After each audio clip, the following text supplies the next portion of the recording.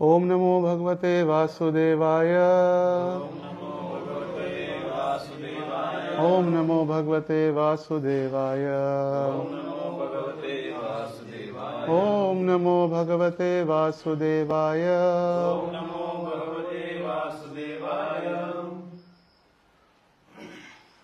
ओम अज्ञानतिमिरान्धस्य ज्ञानाञ्जनशलाकया चक्षुरुन्मीलितं येन तस्मै श्रीगुरवे नमः।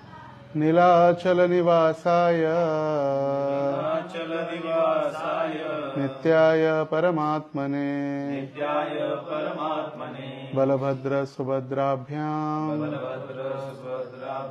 जगन्नाथाय ते नमः। हरे कृष्ण। तर आजचा जो दिवस आहे तो फार महत्त्वाचा आहे सर्व गौडीय वैष्णव भक्तांसाठी। ज्या पद्धतीने आपण श्रीकृष्ण जन्माष्टमी साजरी करतो, गौर पौर्णिमा साजरी करतो, रामनवमी साजरी करतो, त्याच पद्धतीने या कलियुगामध्ये किंवा कलियुगाच्या सुरुवातीला जगन्नाथांचं जे प्राकट्य झालं, त्या प्राकट्य म्हणजे जगन्नाथांचाच आविर्भाव किंवा जगन्नाथ या पृथ्वी तलावरती अवतरित झाले। आणि विशेष करून जगन्नाथपुरीमध्ये म्हणजे जगन्नाथांचा वाढदिवस किंवा जगन्नाथांचा ब्रह्मोत्सव आपण म्हणू शकतो। आणि म्हणून स्नान पौर्णिमा म्हणजे जगन्नाथांचा आविर्भाव किंवा प्राकट्य दिवस। तर राजा इंद्रद्युम्न ज्यावेळी ओडिसा उत्कल प्रदेशवरती राज्य करत होते त्यावेळी त्यांना कळालं की शबर जातीचे जे भक्त जे आहेत ते नीलमाधवांची सेवा करत आहेत आणि नीलमाधव आता अदृश्य झालेले आहेत। आणि त्या नीलमाधवना शोधण्यासाठी इंद्रद्युम्न राजांनी आपले जे सेनापती होते विश्ववसू त्यांना पाठवलं सगळीकडे शोधा म्हणून। आणि ते शोधत शोधत शोधत शोधत एका शबर जातीच्या लोकांमध्ये त्यांना कळालं की इथं काहीतरी यांची पूजा चालू आहे। तर विद्यापती आणि त्यांची मुलगी ते विद्यापती त्यांची सेवा करत होते नीलमाधवांची। आणि विश्ववसूंनी त्यांच्या घरात राहून त्यांच्या मुलीसोबत विवाह केला। आणि विवाह झाल्यानंतर त्यांनी सांगितलं माझी एक इच्छा आहे की नीलमाधवांचं दर्शन घ्यायचं आहे। त्यांनी सांगितलं नीलमाधव असं सहजासहजी दर्शन तर देणार नाहीत, कारण नीलमाधव अगदी आपल्या भक्तांसाठी ते कुणीही घेऊन जातील यांची त्यांना भीती होती प्रत्येकाला। आणि म्हणून त्यांनी कुणी घेऊन जाणार नाही। त्यांनी एक युक्ती केली विश्ववसूंनी, त्याच्या डोळ्यावर पट्टी बांधलेली याला रस्ता कळू नये म्हणून मंदिरात जाण्याचा। त्यावेळी त्यांनी मोहरीचे दाणे टाकत गेला रस्त्यावर। आणि मोहरीचे दाणे टाकत गेल्यानंतर वापस आल्यानंतर तिथं गेले, त्याचे डोळे उघडले, त्यांनी दर्शन वगैरे घेतलं। आणि वापस आल्यानंतर त्यांनी लगेच राजाला माहिती देण्यासाठी इच्छा व्यक्त केली। इच्छा झाली, राजाला माहिती दिली, पुन्हा राजासोबत आनंदाने तिकडे जाण्यासाठी निघाले। पण तिथं भगवंत अदृश्य झालेले होते। तोपर्यंत तिथे ते मोहरीची छोटी छोटी झाडं आलेली होती, रोप छोटे छोटे। त्या बरोबर रस्त्यावरून जंगलात अगदी जंगल आहे नीलमाधव, आजही ते जंगल आहे आणि त्या ठिकाणी मंदिर सुद्धा आहे नीलमाधवांचं। तर भगवंत तिथं पोचल्यानंतर राजा भगवंत नव्हते आणि राजाला मग तिथं भविष्यवाणी झाली। म्हणजे राजा आता कलियुगाची सुरुवात होणार आहे आणि नीलमाधवाचं स्वरूप म्हणजे साक्षात कृष्ण। नील म्हणजे निळ्या रंगाचे माधव, धव म्हणजे ज्यांचा पती आहे तो, आणि मा म्हणजे लक्ष्मी, लक्ष्मीचे पती असलेले। माधव विधव, ज्याला पती नसतो त्याला विधवा आणि ज्याचा पती असतो त्याला माधव। ज्याची लक्ष्मी, ज्यांचे लक्ष्मीचे जे पती आहेत ते माधव। नील म्हणजे निळा, निळ्या रंगाचे। जे शबर जातीचे भक्तच त्यांची आराधना आणि पूजा करायचे सगळे लपून। आणि आता राजाला कळाल्यानंतर अदृश्य झाले। भगवंतांनी भविष्यवाणी झाली की राजन, या आता तू या भगवंतांचं किंवा या माझ्या स्वरूपाचं दर्शन करू शकणार नाही आणि तुझ्यासाठी मी एक विशेष रूप जगन्नाथांचं रूप घेऊन येईन। आणि कालांतरानं त्याने एक विशिष्ट तिथी सांगितली आणि समुद्रामधून एक लाकडाचा ओंडका आपोआप समुद्राच्या काठावरती येईल। ते आल्यानंतर एक ब्राह्मण ते विग्रह बनवेल आणि त्या विग्रहामधून मी प्राकट्य किंवा माझं स्वरूप मी प्रदर्शित करेल। आणि स्वतः विश्वकर्मा म्हाताऱ्याचं स्वरूप घेऊन आलेले ते विग्रह बनवण्यासाठी। आणि त्यांनी निर्देश दिला, जसं जसं सांगितलं तर भगवंताने तो ओंडका आला. मग तो लाकडाचा ओंडका उचलून त्यांनी विग्रह सेवा करण्यासाठी प्रारंभ केला. तो ब्राह्मण सुद्धा आला, पण त्या ब्राह्मणाने सांगितलं की मूर्ती बनवणार, विग्रह तयार करणार. मग ते म्हटले, तुम्ही विग्रह तयार करताय कसं का आम्हाला कळणार? म्हटलं आवाज तर अगोदर नव्हते, जगन्नाथ तर अनादी काळापासून आहेत. पण या कलियुगामध्ये किंवा विशेष करून जगन्नाथपुरीमध्ये, उत्कल प्रदेशमध्ये इंद्रदुम्न राजाने त्यांची प्राणप्रतिष्ठा जी आज केली, त्याचा हा दिवस. आपल्याला कलियुगामध्ये जे भगवंत प्रकट झाले, जसं 4 युगमध्ये 4 भगवंत प्रसिद्ध किंवा ते त्या युगाचे ते भगवंत आहेत. जसं सत्ययुगामध्ये बद्री विशाल किंवा जे बद्रिकाश्रमचे भगवंत आहेत ते धाम आहे बद्रिकाश्रम, आणि भगवंत आहेत बद्री विशाल. त्रैतायुगामध्ये रामेश्वर आणि भगवंत आहेत प्रभू रामचंद्र, रामेश्वर धाम आहे त्रैतायुगाचं. द्वापार युगामध्ये अयोध्या आणि भगवंत आहेत द्वारकाधीश, आणि कलियुगाचे भगवंत आहेत जगन्नाथ आणि धाम आहे जगन्नाथपुरी. तर ईस्ट वेस्ट नॉर्थ साऊथ पूर्ण झालंय, एकदम पूर्ण उत्तरेला, नंतर पूर्ण एकदम दक्षिणेच्या टोकाला, एकदम पश्चिमेला जिथं समुद्र आहे तिथं द्वारका, आणि इथं समुद्र आहे तिथं जगन्नाथपुरी. म्हणजे पूर्ण भारताचं ही 4 धाम यात्रा, ही खरी 4 धाम यात्रा. आणि मग गंगोत्री, यमुनोत्री, बद्रीनाथ, केदारनाथ ती उत्तर काशी किंवा उत्तराखंडची 4 धाम यात्रा. ही 4 धाम यात्रा जनरल, आणि ती उत्तरेची 4 धाम यात्रा, बद्रीनाथ, केदारनाथ, नंतर गंगोत्री आणि यमुनोत्री, ती 4 धाम यात्रा वेगळी. पण ही 4 धाम यात्रा म्हणजे त्याच्यामध्ये जगन्नाथपुरी, रामेश्वर, नंतर द्वारका आणि बद्रिकाश्रम. तर ही 4 धाम यात्रा ही महत्वाची. म्हणून कलियुगाचे भगवंत आहेत जगन्नाथ आणि धाम आहे जगन्नाथपुरी. तर इतके दयाळू आहेत की त्याने काही नीती नियम उपवास विपवास काही नाही. कृष्णाचा जर आज जन्माष्टमी असले रात्री 12 पर्यंत निर्जल उपवास. जगन्नाथ फक्त प्रसादसाठी, जगन्नाथचा भात जगत पसारे हात, आणि त्या ठिकाणी तर इतकं फक्त प्रसादच प्रसाद. तर आज पहाटे 5 वाजल्यापासून पहंडी उत्सव चालू झाला, भगवंतांची मंगल आरती.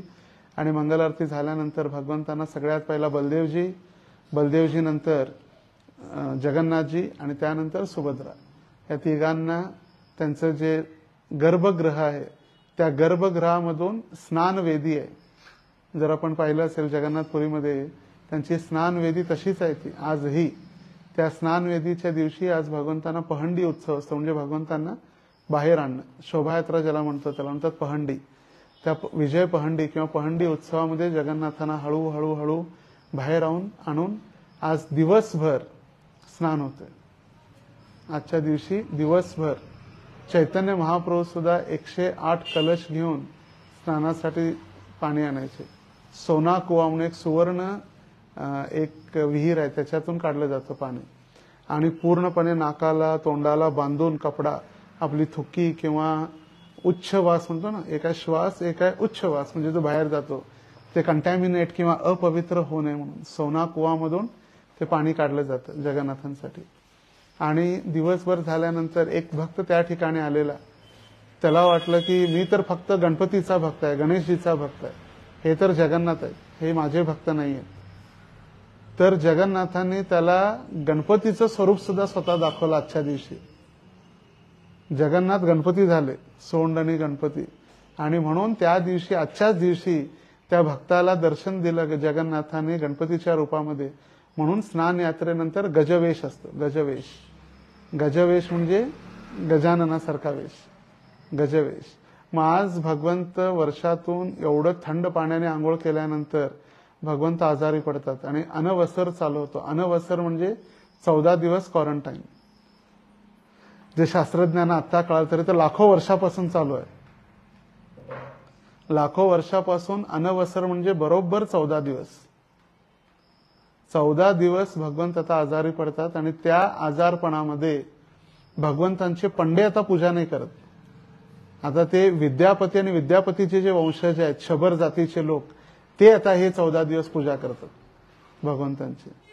आणि मग भगवंतांना काढा, औषध, खिचडी असं 56 भोग वगैरे आता डाईट आजपासून 14 दिवस. थंड पाण्याने आंघोळ केल्यामुळे सर्दी, जुखाम, खोकला, तर 14 दिवस असा दर्शन नाही आजपासून. मग 14व्या दिवशी रथयात्रा 7ला आहे, तर 6ला जगन्नाथांचं दर्शन. त्याला म्हटलंय नेत्रोत्सव, भक्तांच्या डोळ्यांसाठी मिळणारा उत्सव.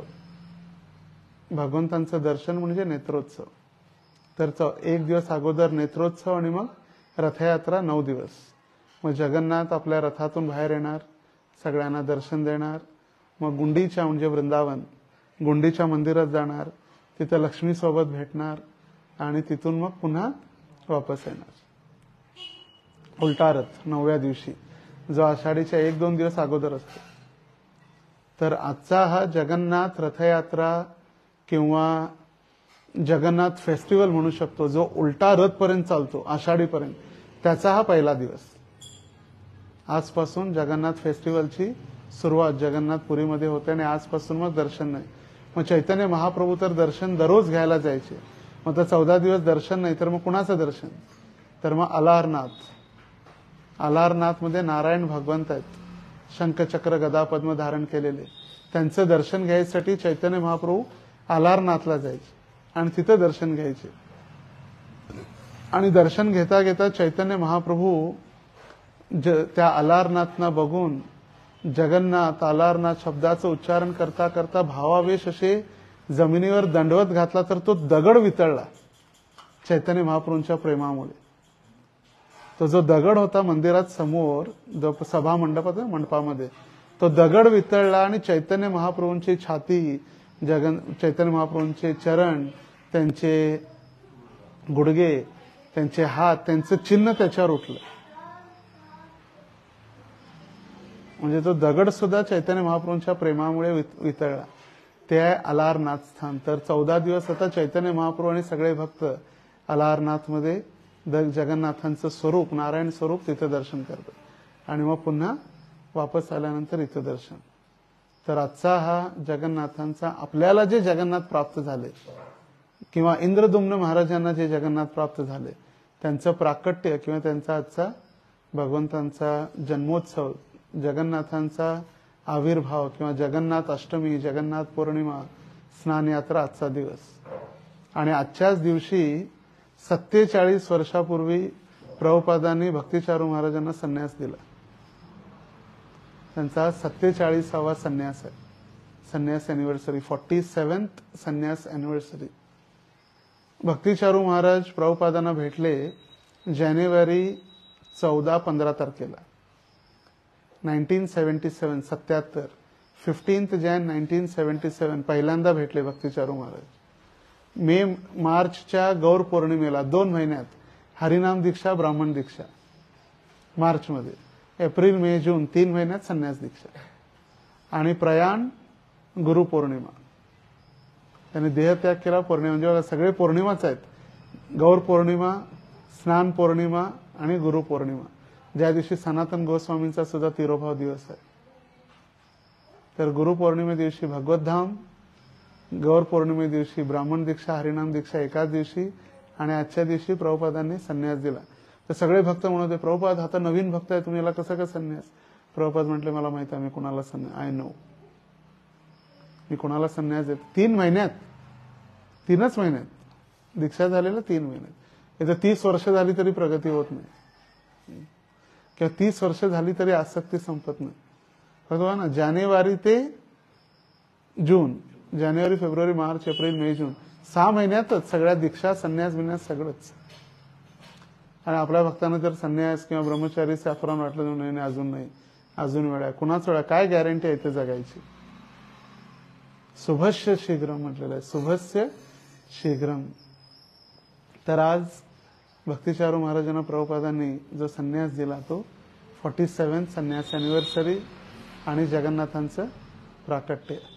हरे कृष्णा कृष्णा कृष्णा हरे हरे, हरे राम राम राम हरे हरे. श्री जगन्नाथ बलदेव सुभद्रा महारानी की जय. जगन्नाथ स्नान यात्रा महोत्सव की जय. निताई गौर